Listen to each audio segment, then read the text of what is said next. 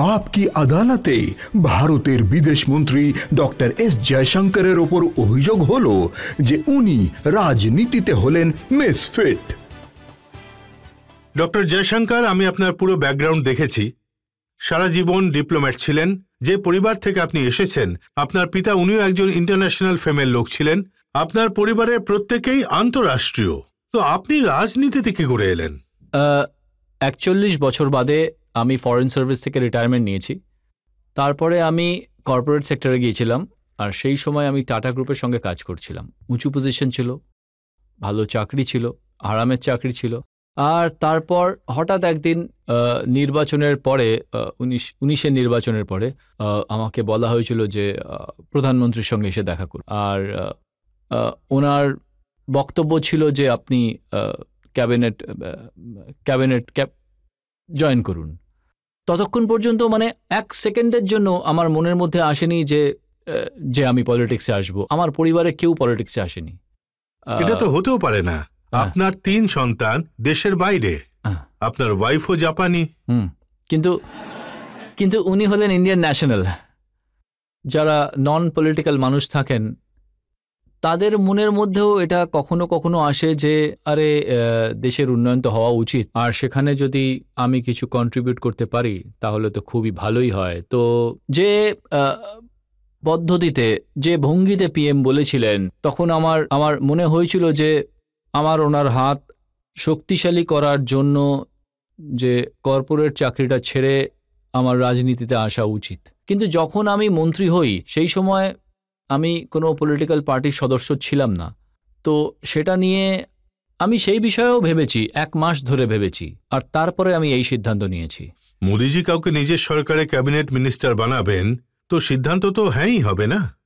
না, আসলে এতে এত ভাবার কি ছিল? না, মানে ব্যাপারটা হলো মানে যারা পলিটিক্যাল মানুষ তাদের জন্য হ্যাঁ হবে। আমার মতো মানুষ যারা মানসিকভাবেই পলিটিক্সে নেই। আপনি যেখানে পৌঁছেছেন, পলিটিক্যাল মানুষদের ওখানে পৌঁছতে 50 বছর লেগে যায়। দেখুন, মাদুর বিছাতে, মাইক লাগাতে লাগাতে। না দেখুন, হাঁ করে বসে থাকে মানুষ, এরকম ব্যাপার নয়। আমার জন্য সারপ্রাইজ ছিল যে আপনি হঠাৎ যদি কোনো মানুষকে প্রশ্ন করেন, সেটা তার কাছে সারপ্রাইজ। তো একটু তো সময় লাগেই। তো এটা আমার একটা অনুভব ছিল, যেটা আপনি বলছিলেন যে আমার যে পরিবার যে ধরনের ইন্টারন্যাশনাল, সেটা ঠিক। তো আর কিন্তু আমি দুটো কথা বলবো যে দেখুন, আজ যেটা হলো, প্রায় 3 কোটি আমাদের নাগরিক এবং ভারতীয় মূলের লোক দেশের বাইরে থাকে। তাদেরও দেশের প্রগতিতে বেশ বড় অংশগ্রহণ থেকে থাকে। যে আপনি দেখবেন যে যখন কিছু সংকটের সময় আসে, যখন এসেও ছিল, যখন আমরা নিউক্লিয়ার টেস্ট করেছিলাম, আমাদের বিরুদ্ধে ফাইন্যান্সিয়াল এক ধরনের স্যাংশন জারি হয়েছিল। তো সেই সময় বা আজও যদি আপনি রেমিটেন্স দেখেন, যত রেমিটেন্স সারা পৃথিবী থেকে ভারতে এসেছিল, ফরেন ইনভেস্টমেন্ট থেকে বেশি রেমিটেন্সের সংখ্যা। তো এই যে যারা ভারতের বাইরে যারা কাজ করে, আমি বলতে পারি দায়িত্ব নিয়ে, দেখুন আমি 40 বছরে প্রায় 30 বছর দেশের বাইরে ছিলাম। যখন দেশের বাইরে কোনো মানুষ থাকে তখন দেশের বিষয়ে সে বেশি চিন্তা করে। আর আমার ক্ষেত্রে তো আমি বিদেশে ছিলাম, 4টে জায়গায় আমি রাষ্ট্রদূত ছিলাম। আর যখন দেশের মানে সেবার জন্য দেশের প্রতিনিধি হন, তো সেই সময় দেশের সম্পর্কে বেশি গর্ব হয়ে থাকে। তো আমি বলবো যে আমরা যারা দেশকে রিপ্রেজেন্ট করে থাকি, আমরা সেই মানুষ যারা হলো সুপার ন্যাশনালিস্টিক। কারণ আমাদের জন্য ন্যাশনালিজম সেটা কোনো ভাষণের বিষয় নয়, সেটা হলো প্রতিদিনের বিষয়। যে দেশের যে গর্ব আর যে দায়িত্ব থাকে, সেটা আমরা প্রতি মুহূর্তে নিজেদের সঙ্গে বহন করি। সেই জন্যে যখনই মোদিজি বিদেশ যান, তখনই উনি ইন্ডিয়ান ডায়াসপোরার লোকেদের অ্যাড্রেস করেন। প্রথমবার যখন উনি যান আমেরিকা, তো সেই সময় ওদের ওখানে খুব বড় একটা মিটিং হয়েছিল ওই ম্যাডিসন স্কোয়ার গার্ডেনে। তো আর সেটা এক রকমের মডেল মিটিং বানানো হয়েছিল। আর তারপর যেখানেই যান এখনও সেই ধরনের কিছু মিটিং করার চেষ্টা করেন।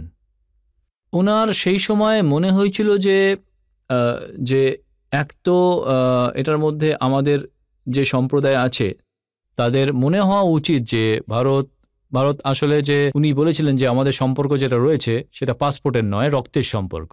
এটা হলো রক্তের সম্পর্ক। আর উনি এক ধরনের একটা ইমোশনাল বন্ড তৈরি করেছিলেন।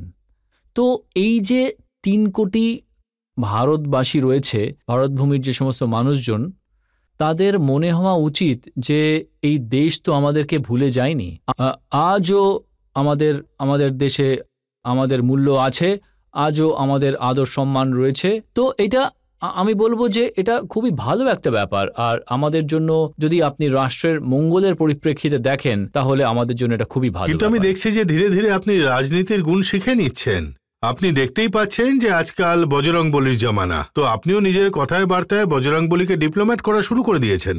না, সেটা তো রাজনীতি নয়, ওটা তো আমার শুরু থেকেই বিশ্বাস ছিল যে আমাদের ইতিহাস, আমাদের পরম্পরাকে বুঝে নিতে আর পৃথিবীর সামনে তাকে উপস্থাপন করতে আমার সবসময় ইন্টারেস্ট ছিল। যেমন আমি কূটনীতির বিষয়ে আমি একটা বইও লিখেছি।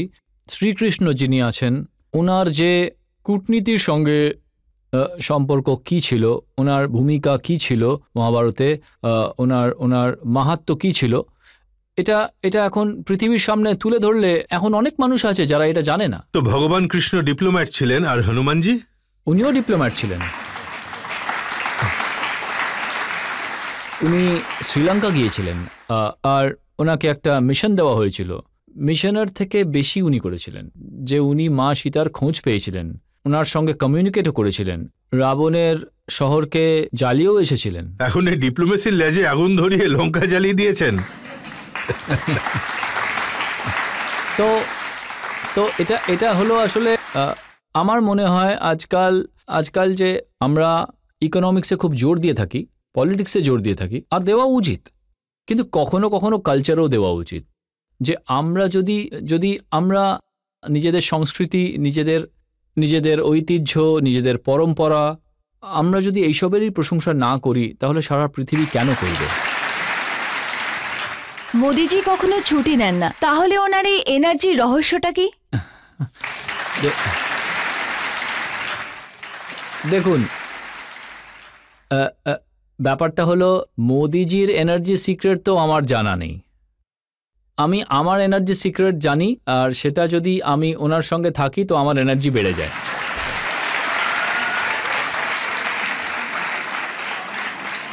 জয়শঙ্করজি, আমি আপনাকে সব ধরনের প্রশ্ন করেছি, আপনার জীবন সম্পর্কে, আপনার ডিপ্লোমেসি সম্পর্কে, আপনার রাজনীতি সম্পর্কে, ইন্টারন্যাশনাল লিডার্সদের সম্পর্কে।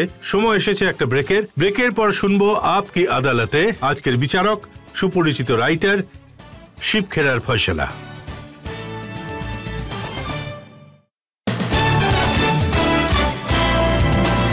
Welcome back. আপকে আদালতে আজ আমরা মোকদ্দমা চালালাম ভারতের বিদেশ মন্ত্রী ডক্টর এস জয়শঙ্করের বিরুদ্ধে। আমরা ওকে প্রশ্ন করেছি G20 বিষয়ে। আমরা জানতে চেয়েছি প্রধানমন্ত্রী মোদিজির রিলেশনশিপ সম্পর্কে, পৃথিবীর বড় বড় লিডারদের সঙ্গে কিভাবে সম্পর্ক করেছেন সেই সম্পর্কে। আমরা প্রশ্ন করেছি ওর ডিপ্লোম্যাট থেকে রাজনেতা হয়ে কেমন লাগছে। এখন সময় হয়েছে আপকে আদালতে আজকের জাজ, জনপ্রিয় রাইটার এবং সুপরিচিত বক্তা শিব খেরার ফয়সালা শোনার।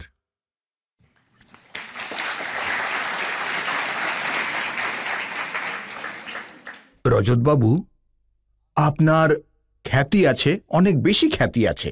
অনেক খুঁজে খুঁজে আপনি খুব কঠিন প্রশ্ন করেন।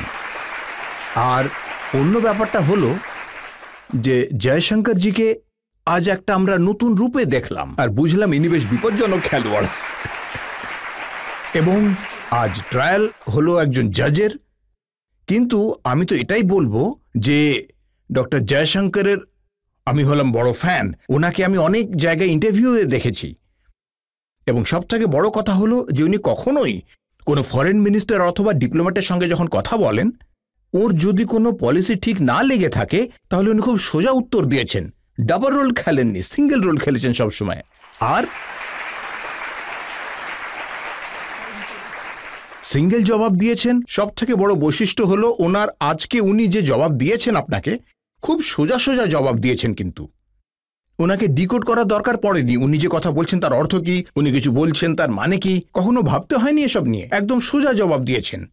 আর যেভাবে আপনার প্রশ্নগুলো কমিউনালও ছিল, চায়না নিয়েও ছিল, সবই এই রকমের, যেভাবে উনি প্রশ্নগুলো হ্যান্ডেল করেছেন, আমি তো এটাই বলবো যে যদি আমরা ব্যাপারটা দেখি, লুকিং অ্যাট হিস্ট্রি, বিগত বছর ইউক্রেন যেমন ভালোভাবে উনি সামলেছেন, ইন্ডিয়ার ফরেন পলিসিও সামলেছেন, আর উনি এটাই বলেছেন মানুষদের যে আপনাদের স্যুট করে বা না করে সেটা আপনাদের মর্জি, কিন্তু আমি যাই সিদ্ধান্ত নিই না কেন সেটা আমাদের দেশের মঙ্গলের জন্যই নিই, সেটাই সবচেয়ে বড় কথা।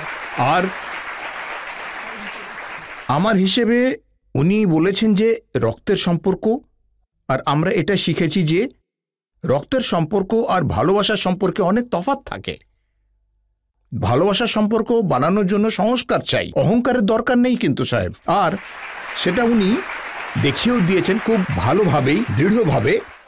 আমার হিসেবে তো উনি শুধু ফরেন মিনিস্টারই নন, একজন দেশভক্ত, এবং আমাদের দেশ বোধহয় প্রথম এমন ফরেন মিনিস্টার পেয়েছে who is a patriot first and foreign minister afterwards in this country. আর আমি অনেক অনেক অভিনন্দন জানাচ্ছি এবং প্রধানমন্ত্রীকে অভিনন্দন জানাচ্ছি যিনি এরকম ফরেন মিনিস্টার বেছে নিয়েছেন, এবং সমস্ত অভিযোগ শোনার পরে আমি ওনাকে সসম্মানে মুক্ত করে দিচ্ছি। Thank you very much.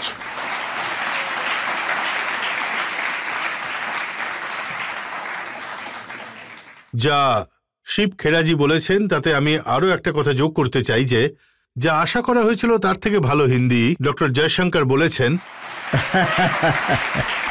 আর খুব কম ইংরেজি শব্দ ব্যবহার করেছেন। আমাদের প্রার্থনা এই যে এইভাবেই উনি জনতার সেবা করে যান, রাজনীতিতে আপনার ডিপ্লোমেসির গুণ ব্যবহার করে যান, আর নিজের লক্ষ্যে পৌঁছে যান। আপকে আদালতে আপনাদের সঙ্গে আবার সাক্ষাৎ হবে আগামী সপ্তাহে এক নতুন ব্যক্তিত্বের সঙ্গে। ততদিনের জন্য নমস্কার।